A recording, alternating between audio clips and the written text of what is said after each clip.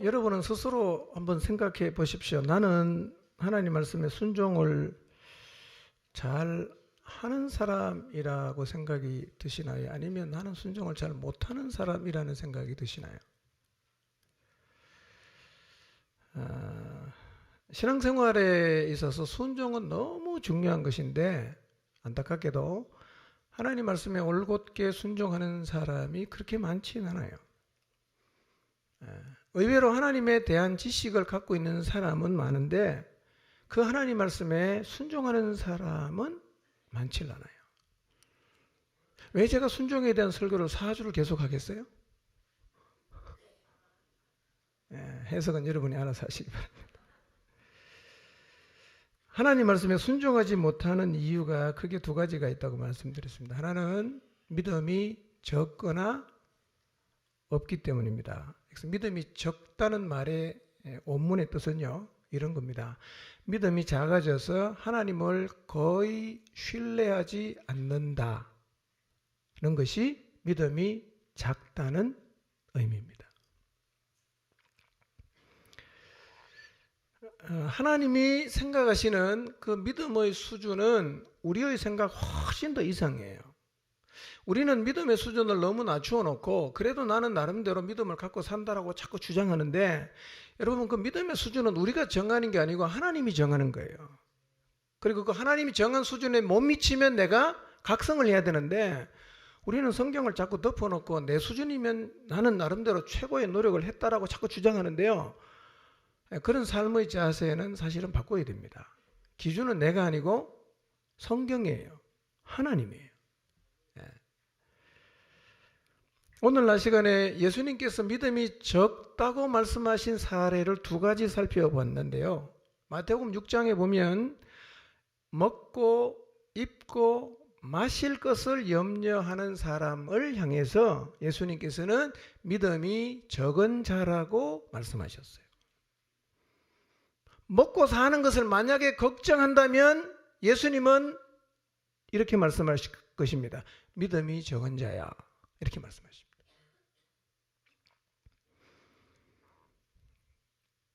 먹고 마시는 것을 염려한다면 믿음이 적은 것이 되고, 이렇게 믿음이 적으면 뭘 못하느냐 하면 이 세상에 살면서 먹고 사는데 늘 찌들리다 보면 주님이 우리에게 먼저 하라고 하신 하나님의 나라와 의를 구하는 말씀에, 구하라는 말씀에 순종하지 못하게 되는 거예요. 하나님이 기대하는 수준의 믿음이 무엇인가? 우리의 삶을 하나님이 책임진다라는 것을 믿는 게 이게 정상이에요. 이 믿음이 기본적으로 있어야 이 땅에 살면서도 우리가 하나님의 나라와 의를 구하며 살아갈 수가 있습니다. 근데 믿음이 없으면 먹고 사는데 늘 걱정하다 보면 먼저 구하라고 말씀하신 그 주님의 말씀에 순종하는 게 불가능해지는 거예요. 그래서 순종이 안 되는 이유가 뭐냐면 믿음이 없거나 적어서 순종이 안 되는 거예요. 두 번째, 주님이 말씀하신 내용은 마태복음 8장에 있는데요.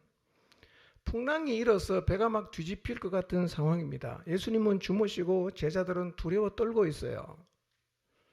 배가 뒤집어지면 누가 떨지 않고 누가 두려워하지 않겠어요?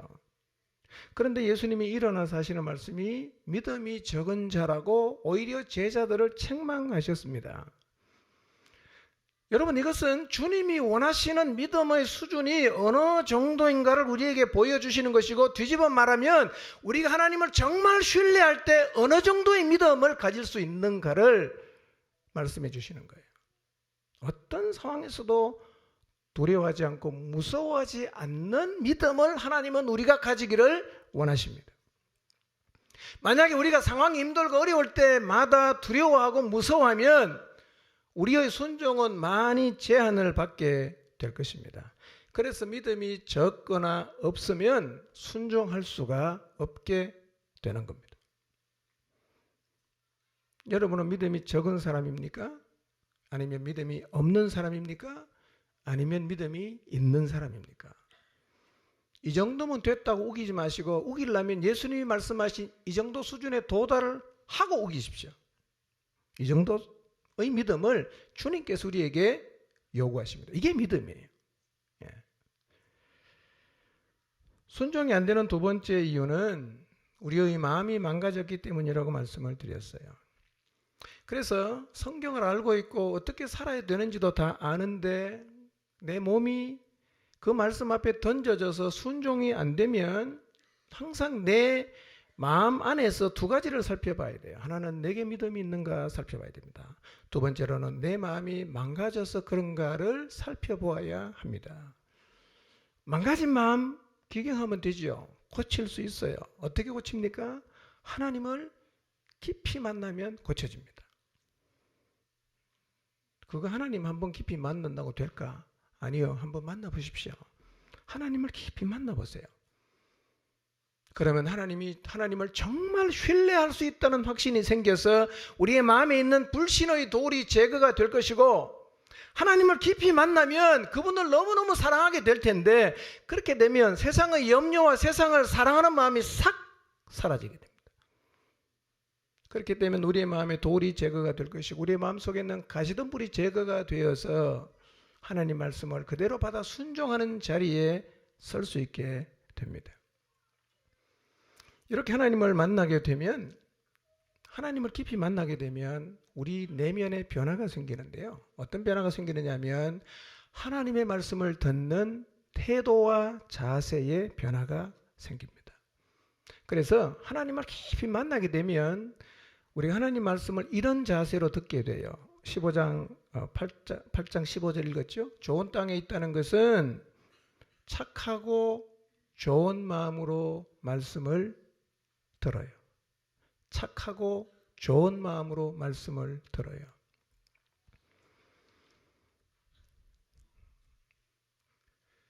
착하고 좋은 마음이 뭘까?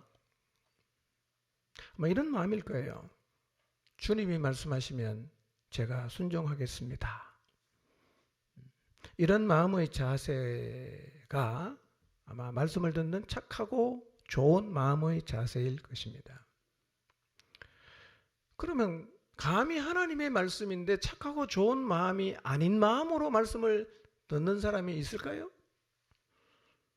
많습니다. 많아요. 마음이 망가지면, 마음이 약하고 비뚤어지면 하나님 말씀을 착하고 좋은 마음으로 듣는 게 아니라 악하고 비뚤어진 마음으로 듣게 돼요. 하나님 말씀을 듣는데 악하고 비뚤어진 마음으로 들으면 말씀을 많이 들어도 마음에 일단 남질 않아요. 설령 한두 가지가 남아있어도 그 말씀은 뿌리를 잘 내리지 못해서 말라버리거나 질식해 버립니다.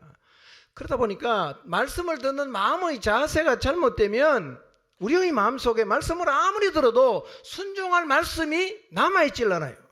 그래서 마음이 망가지면 순종을 못하게 되는 거예요. 순종할 게 없어요. 다 없애버렸기 때문에.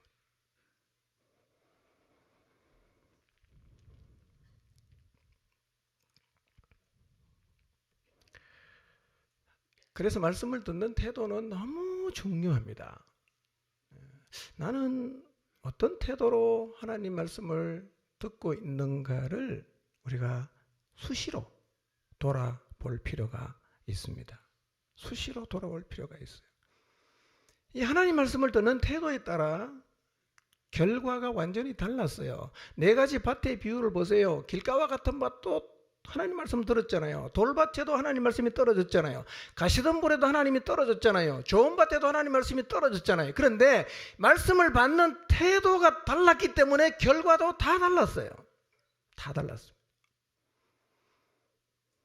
말씀을 듣는 바르지 못한 태도 중에 사실은 거의 절정에 다다르는 게 뭐냐?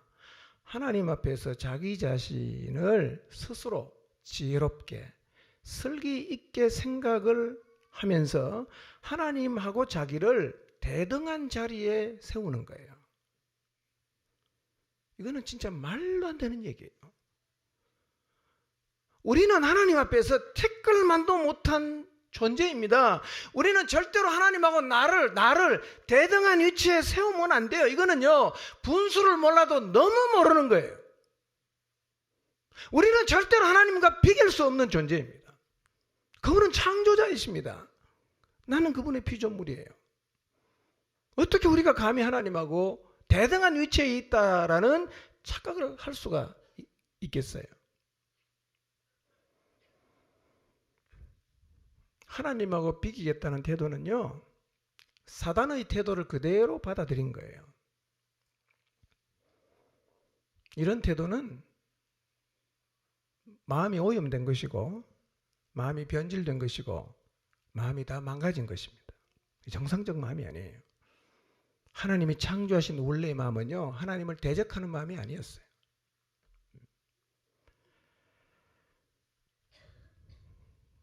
착하고 좋은 마음으로 하나님 말씀을 받아야 됩니다. 그러면 순종하는 자리에 그냥 서집니다.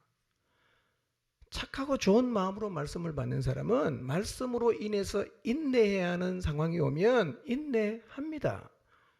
그리고 비로소 결실하는 자리에 서게 돼요. 좋은 마음이 어떤 마음인가? 마가복음 10장 13절에서 16절 말씀 우리가 낮에 봤는데요. 사람들이 예수님이 만져주시기를 바라고 자기 어린아이들을 예수님께로 데리고 왔습니다.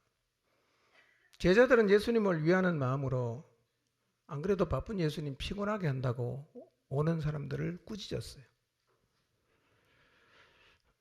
충분히 이해가 되는 태도인데 이 장면을 지켜보시고 계셨던 예수님은 오히려 제자들에게 노하십니다. 화를 내시는 거예요. 그리고 이렇게 말씀하셨어요. 어린아이들이 내게 오는 것을 허락하고 막지 말아라. 하나님의 나라가 이런 자의 것이다. 그리고 이어서 15절에 또 말씀하시죠. 내가 진실로 너희에게 이르노니, 엄숙하게 말합니다. 쉽게 듣지 말란 얘기죠. 누구든지 하나님의 나라를 어린아이와 같이 받아들이지 않는 자는 결단코 그곳에 들어가지 못할 것이다 라고 말씀을 하셨습니다. 예수님이 하신 말씀의 핵심은 이것입니다. 하나님의 나라를 소유하려고 하면, 하나님의 나라에 들어가려고 하면 어린아이 같이 되어야 한다는 말입니다. 어린아이 같이 되어야 한다. 어린아이 같이 되어야 한다는 말이 의미가 무엇일까요? 고대 사회에서 어린아이는 작고 하찮고 궁핍하고 사회적인 지위가 없는 존재여서요. 어린아이들의 특성은 두 가지였어요. 하나는 뭐냐면 무엇이든지 온전하게 받아들입니다.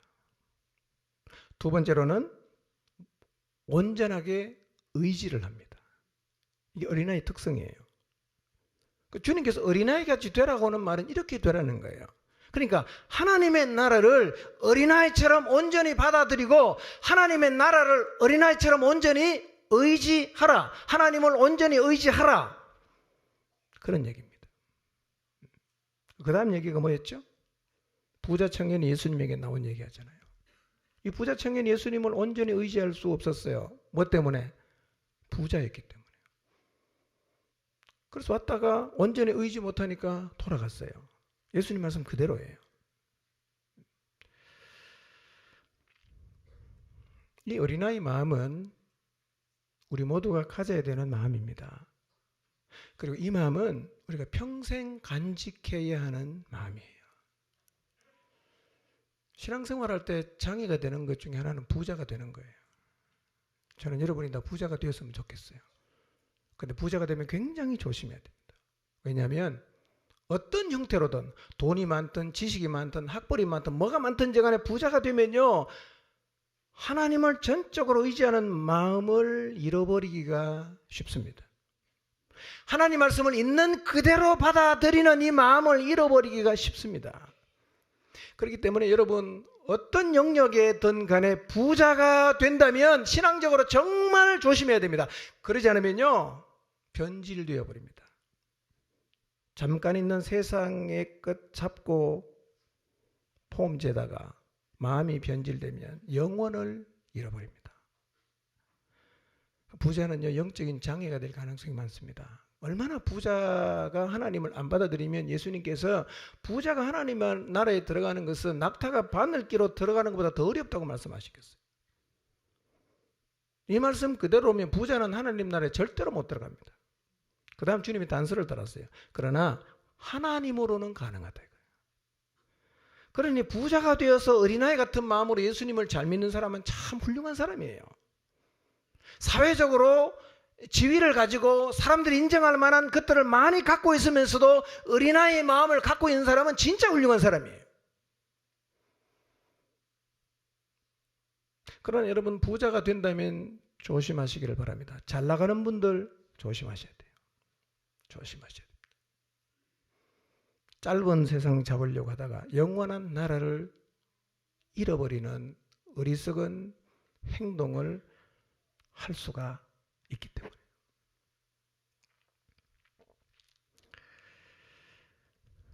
우리 마음은요, 변질되기가 쉽습니다. 그래서 어린아이 마음을 어른이 되어서도 간직하는 게 쉽지 않은 일입니다.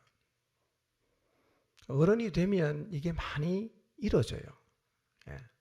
하나님을 온전히 의지하는 마음도 어른이 되면 잃어버릴 수 있고요. 하나님 마음을 온전히 받아들이는 마음도 어른이 되면 잃어버릴 수가 있어요. 이것을 잃어버린 게 바로 마음이 망가진 거예요. 이 마음이 망가진 마음이에요. 이 마음이 변질된 마음이에요. 이 마음이 죄로 오염된 마음이에요. 이렇게 마음이 망가져서 어린아이 같은 그런 마음을 잃어버리고 나면 자꾸만 자기가 하나님 앞에서 지혜롭고 설계있다고 여기게 돼요. 그래서 어느 자리까지 가느냐 하면 감히 하나님의 말씀을 판단하고 비판하고 불신하는 자리까지도 갈 수가 있어요. 얼마나 어리석고 안타까운 일이에요. 이렇게 어른이 되면서 사람 마음이 망가지고 오염이 되는 걸 주님이 다 알잖아요. 다 보이잖아. 그러니까 예수님께서 만져주심을 바라고 찾아온 어린아이를 통해서 예수님께서 니네가 하나님의 나라에 들어가려고 하면 저 어린아이의 마음을 가져야 한다라고 실물 교육이죠. 아주 강조해서 말씀하시는 거예요. 여러분, 주님께서 어린아이들이 예수님에게 나왔을 때 제자들이 꾸짖고 주님께서 그 제자들에게 말씀하시기를 어린아이같이 하나님 나라를 받들지 않으면 하나님 나라에 들어갈 수 없다라고 말씀하신 그 주님 마음을 한번 헤아려 보시기를 바랍니다. 우리는 지금도 세상에서 열심히 살고 있습니다. 각자 가진 은사와 재능을 따라서 열심히 살고 있는데요. 살다 보면 더 많이 가질 수 있어요. 여러분, 지금보다 훨씬 더 많이 가질 수 있을 거예요. 살다 보면 더 지금까지 몰랐던 새로운 것들을 배울 수도 있고요. 지금까지 경험할 수 없었던 새로운 사실도 경험할 수 있어요. 근데요, 이때 우리가 조심하지 않으면 하나님을 온전하게 받아들이는 마음, 하나님을 온전히 의지하는 마음을 잃어버릴 수가 있습니다. 이거를 조심해야 되는 거예요. 이것을 유지하는 것이 관건입니다. 그래서 저는 생각해 보니까 세상을 살면서 나름대로 발전하면서 어린아이의 마음을 유지하는 것은 사실은 기적 같은 일이기도 하고 동시에 하나님의 놀라운 은혜이기도 합니다. 이런 기적이 여러분 모두의 삶 가운데서 일어나게 되기를 바랍니다. 이런 은혜가 여러분 모두의 삶 가운데서 일어나게 되시기를 바랍니다.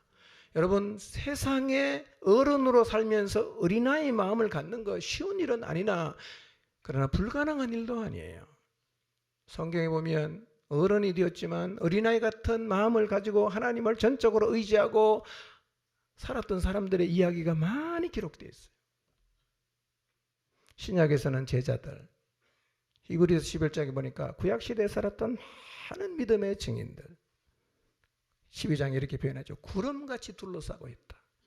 너무나 많은 사람들이 어른이 되었지만 어린아이 같은 마음으로 전적으로 주님을 의지하면서 살아갔고 하나님께서는 이들을 믿음의 사람으로 인정해 주셨습니다. 저는 우리 모두도 그렇게 살기를 소원하고 평생을 어린아이처럼 하나님의 나라를 받아들이면서 살아가게 되시기를 바랍니다. 마음이 오염되지 않게 하시길 바랍니다. 이 마음이 오염이 만약에 되었다면 계속 정화를 시켜야 돼요. 기경해야 되고 정화를 해야 돼요. 어떻게 마음을 계속 기경해서 어린아이 같은 마음을 유지할 수 있냐? 방법은 딱 하나밖에 없어요. 날마다 하나님 앞에 서는 거예요. 날마다 크신 하나님을 뵙는 것이 핵심 키가 됩니다. 순종에 대한 말씀의 결론은 이거예요. 제대로 순종하려고 하면 주님을 깊이 만나서 마음을 기경해야 합니다. 그리고 언제나 하나님 말씀을 착하고 좋은 마음으로 듣고 받아야 합니다. 이것만 되면요, 순종은 자연스럽게 되는 거예요. 이것만 되면 힘들다, 어렵다, 쉽다 이런 얘기를 안 합니다. 그냥 순종이 돼요. 우리 모두가 날마다 주님을 깊이 만나서 나이가 더 많이 들어도 주님 앞에 서는 날까지 어린아이 같은 마음으로 변질됨이 없이 하나님의 나라를 받아들이고 주님을 받아들이고 주님을 의지하고 순종하며 살아가게 되시기를 주님의 이름으로 축원합니다. 기도하겠습니다.